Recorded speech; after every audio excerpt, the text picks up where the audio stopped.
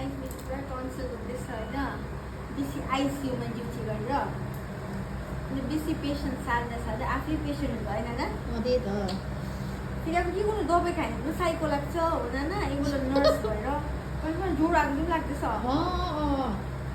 extra बिमार हो थपेछ है तेरोमा त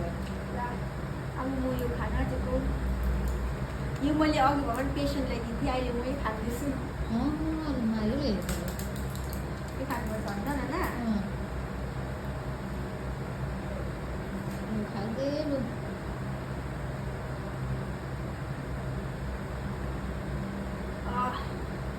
सिस्टर निर्या खाएलु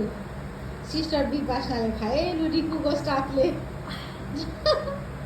मै पेसेन्ट भइरहेको छु अब फेरि बेकालीन गार्गल गर्नुपर्छ है त्यसो त्यही त साइको लाग्छ हौ आज त म 10मा गरिदिनु पऱ्यो 10मै गर्छ होइन त अन्त 5मा गरिदिनु